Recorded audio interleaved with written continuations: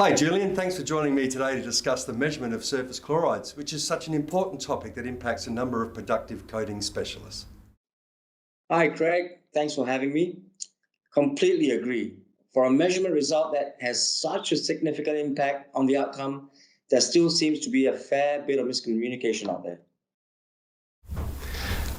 Julian, you've worked right across Asia, both protective coatings and water jet applications. I'm sure you've seen a lot of different techniques and outcomes. Sure, Craig. While the standards specified are the same, the interpretation and techniques used can vary greatly. This can result in confusion and sometimes unnecessary conflict in managing asset owner expectations.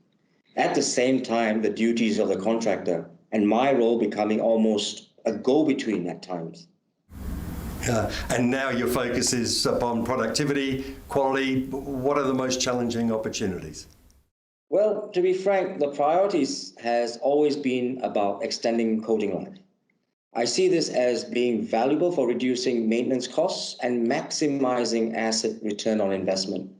A key part of that from an educational perspective is quantifying actual surface chlorides by removing confusion on elements that impact coating life and natural elements that have no impact whatsoever.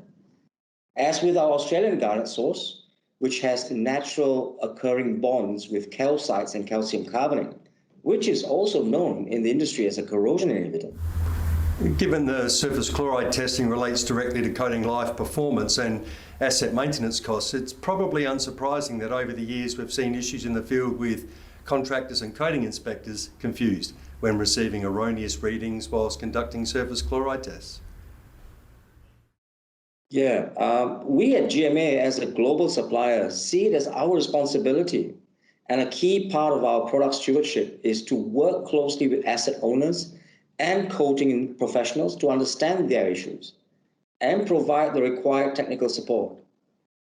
Upon receiving a call from an in-field inspector seeking assistance on a high chloride reading, we begin to help by understanding any possible contributing factors.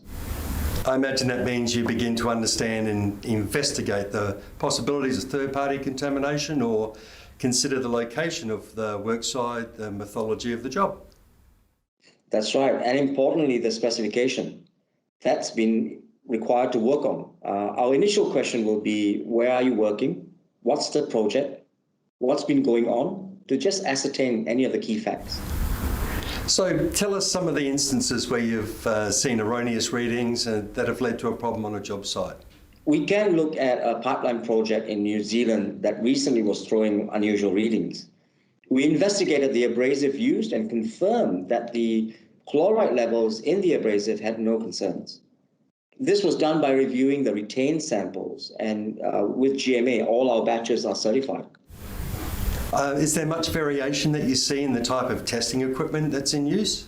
Oh, absolutely. The standard is quite specific on equipment. So like raw materials such as distilled water and reagents, here are the correct components of the testing regime.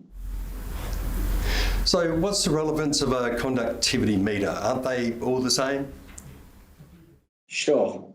However, there are significant variances found in some testing gauges, even down to the accuracy being dependent on the battery power of these units. Sorry, please go on. So, for example, the pipeline job, we then looked at the location, which was in a marine environment, and suspected possibly there was overspray from the marine environment itself that may have tainted the results. Because the contractor was looking at pressure washing the surface before blasting, we conducted analysis on the water supply to determine if this was a contributing factor as well. After considerable evaluation and the use of an ion-specific test using the sleeve for extraction was conducted to determine that the reading the coating inspector initially had were from the incorrect measurement of non-corrosive salts, such as carbonates, bicarbonates, and hydroxides. Whilst these elements contribute to the conductivity reading, there are non-corrosive elements that are typically in the makeup of natural almandine abrasive materials. As they dissolve in solution, these elements, when measured in terms of conductivity, will result in an irrelevant reading.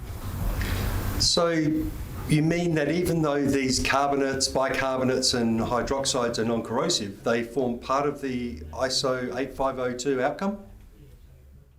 Possibly, as the ISO 8502-9 is not a measure of only chlorides, simply the soluble elements on a blasted surface. It measures the conductivity of both non-corrosive and corrosive salts. So once dissolved, all ionic elements register a water-soluble conductivity reading. So to clarify, that means the total reading is an extraction of all elements, regardless of their corrosive capacity?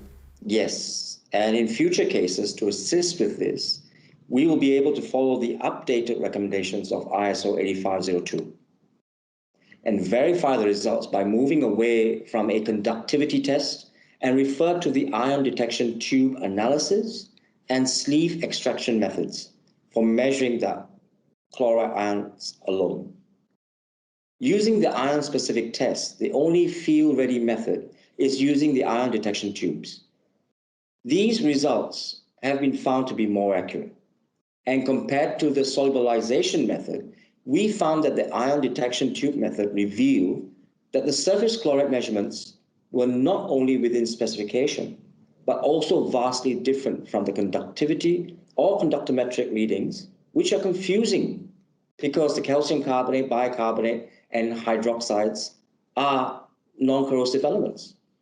The latest 2020 updates of the ISO 8502-6 and the -9 is a recognition by ISO that erroneous readings is possible by the irrelevant contribution of carbonates, bicarbonates, and hydroxides. So accordingly, alternative test methods such as the ISO 8502-5 and the newly introduced ISO 8502-15, which provides more accurate instructions and results for ion-specific contamination, should now be used as the primary preparation test method to ensure optimum coating protection. And I understand that to confirm accuracy, an initial cell blank test shall be required as described in both ISO 8502.6 and .15/2020 on the Bresel patch. Yes, that's correct. This is really critical for establishing our zero or blank reading. So in summary, from where we transform to a sleeve method, using the ion detection tube to conduct a verifiable chloride ions reading. So when do we expect these changes to take place, and how will we work with them in the scope of the existing specifications? Well, the updated relevant ISO standards have just recently been published and will clear up most of the misconceptions. From our perspective, we see that most specifications have an allowable tolerance of surface chlorides in the upper range that can be easily met through the normal use of ion detection tube and the sleeve test method. Therefore, we propose that the demonstration you're about to see will cover all these requirements and provide the realistic and true outcome of a surface chloride test.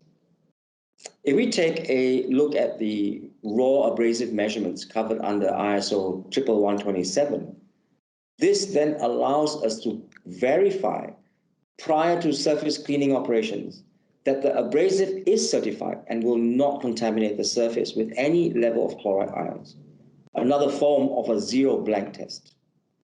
You see in a practical demonstration to follow where the difference of the erroneous readings versus the accurate sleeve test method provides us with, and also the insurance of the abrasive in the bag of the highest quality is verifiable to specification.